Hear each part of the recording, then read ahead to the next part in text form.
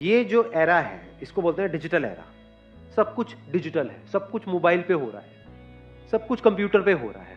Physical धीरे धीरे सब ऑनलाइन शिफ्ट होता चला जा रहा है, हो ही गया है काफी हद तक। तो यहां पे जिसके हाथ में ये स्किल है कि इस डिजिटल वर्ल्ड में ऑर्गेनिकली प्लस इनऑर्गेनिकली मतलब होता है मार्केटिंग के थ्रू, एडवर्टाइजिंग के थ्रू, ऑर्गेनिकली होता है सर्च इंजन ऑप्टिमाइजेशन के थ्रू।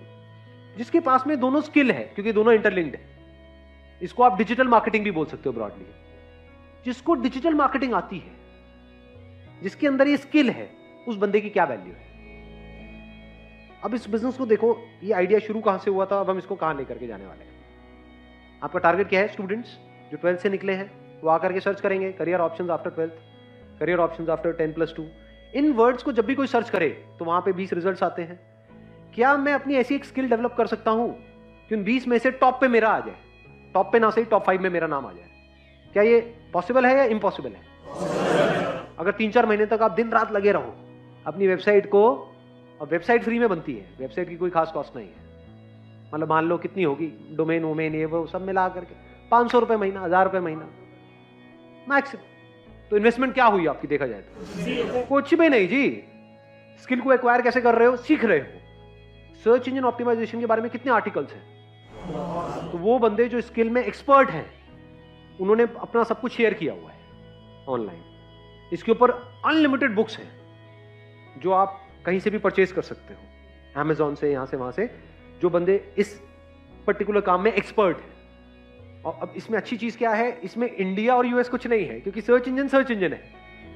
जिसने यूएस में स्किल को क्रैक कर लिया है उससे भी अगर आप सीखते हो तो वो यहां पर भी काम करने वाला है, क्योंकि बेसिक एल्गोरिथम सेम है। अगर आप सर्च इंजन ऑप्टिमाइजेशन सीख गए और इसके साथ साथ में आप डिजिटल मार्केटिंग भी सीख गए, तो क्या इस डिजिटल एज में आप कुछ कमाल का कर सकते हो? नहीं कर सकते। या ये कह लो कुछ भी करना है आज के टाइम में तो उसमें डिजिटल मार्केटिंग आनी चाहिए, नहीं आनी चाहिए? कोई भी बिजनेस करना है, कैसा भी बिजनेस करना है, एक है किसी भी काम को करना, ये कह लो एक प्रोडक्ट को बनाना, एक सर्विस को देना, एक है उसकी मार्केटिंग करना। तो आप किस स्किल को मास्टर कर रहे हो? मार्केटिंग को। किस मीडियम के थ्रू? डिजिटल मीडियम के थ्रू।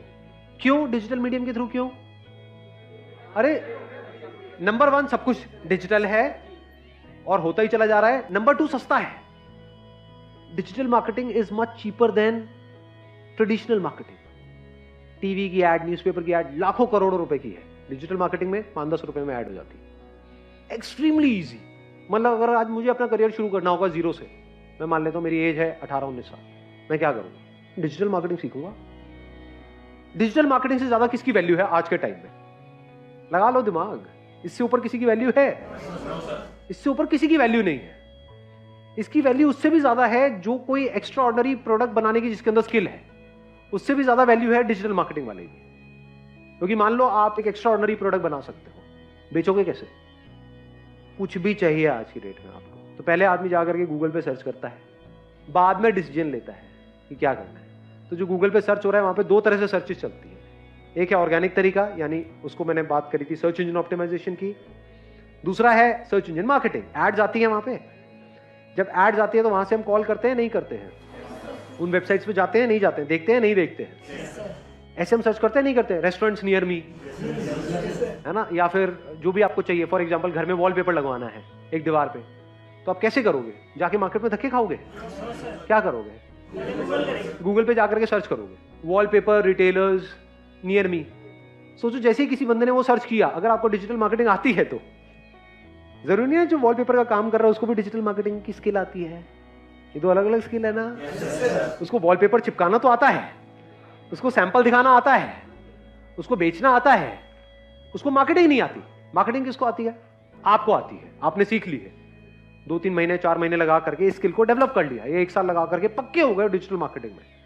आपको पता है इसकी मार्केटिंग करते कैसे।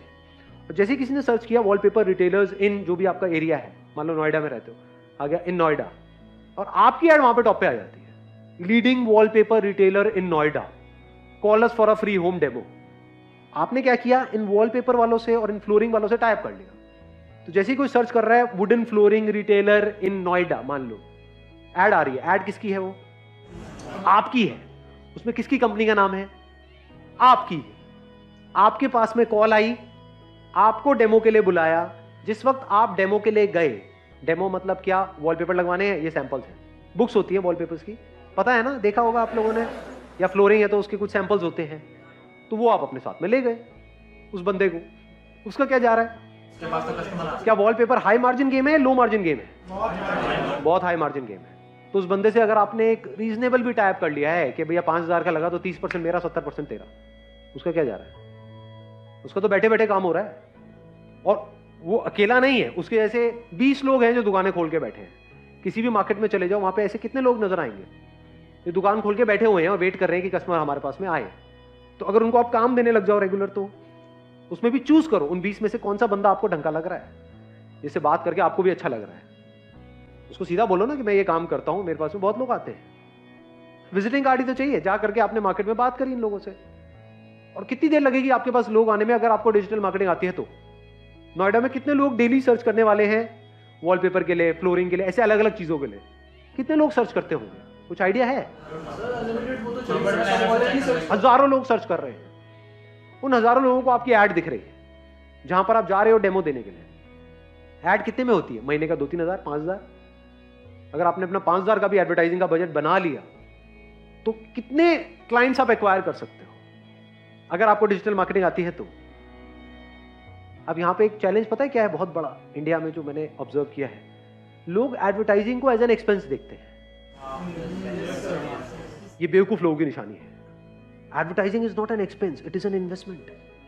मतलब उनको दुकान बनानी है, आप जाकर के ऑब्जर्व कर लेना ऐसे लोगों को कि किसी मार्केट में दुकान खोली है, लाखों रुपए इंटीरियर में लगा दिया, बढ़िया से बढ़िया ये है वो है सब कुछ है, और पूछो आपका एडवर्टाइजिंग बजट क्या है, मार्केटिंग बजट क्या है? कुछ भी नहीं। वो क्या होता है?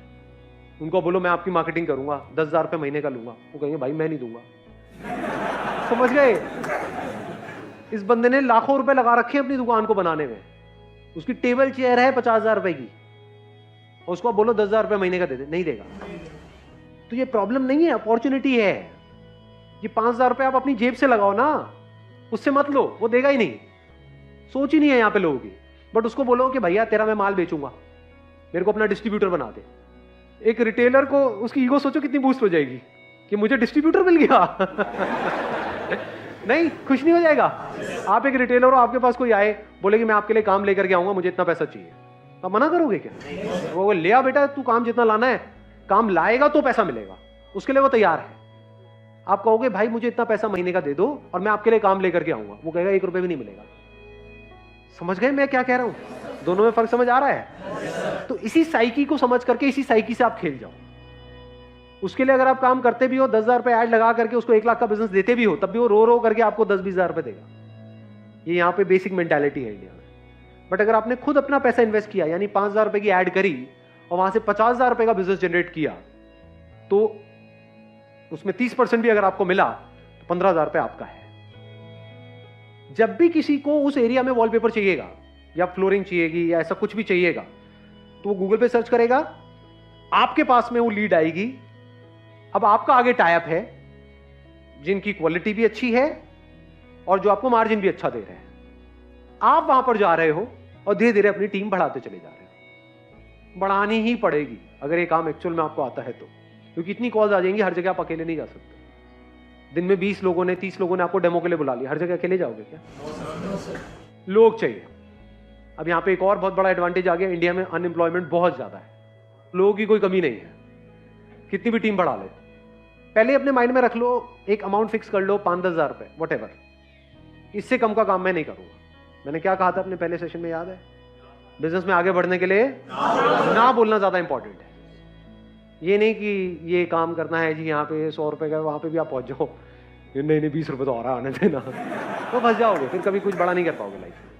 पहले ही बड़ा सोचो ना माइंड में, छोटा मोटा क्यों सोच रहे हो? धीरे धीरे अपनी इस फिगर को बढ़ाते चले जाओ।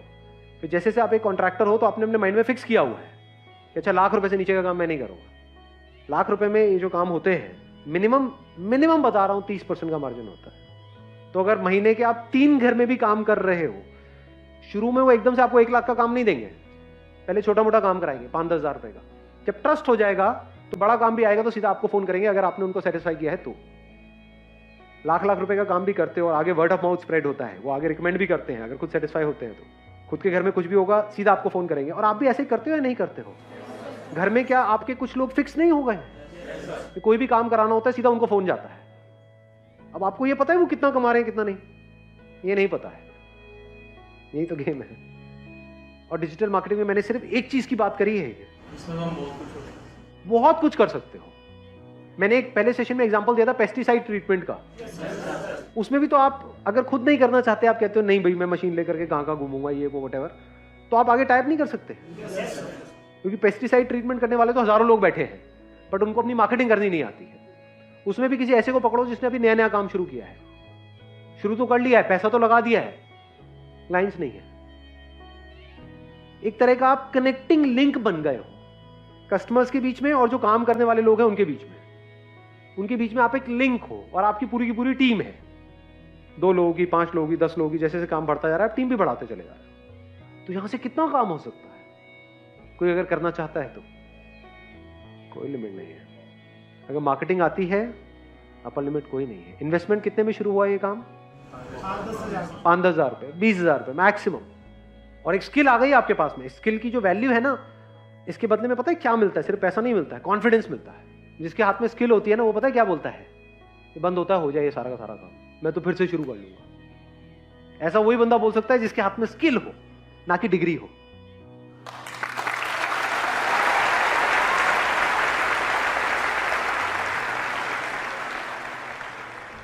आपको पता है कि ये जो स्किल मैंने एक्वायर करी ना, 6 महीने दिन रात लगा करके इस लेवल पे पहुंचा हूं कि मैंने इसको क्रैक कर लिया है कि कैसी एड से कैसे रिस्पॉन्स आता है। मतलब कम से कम पैसा मार्केटिंग में लगा के कैसे ज्यादा से ज्यादा रिस्पॉन्स आना चाहिए, ये इसको मार्केटिंग बोलते हैं। अगर ये आपने क्रैक कर लिया है और उस बंदे को नहीं आता है तो आप जीत गए हो। आपको ये पता है 5,000 लगा के 50,000 कैसे कमाते हैं, तो आप जीत गए हो। उसका तो 5,000 लगाने के नाम से उसकी हवा टाइट हो जाएगी।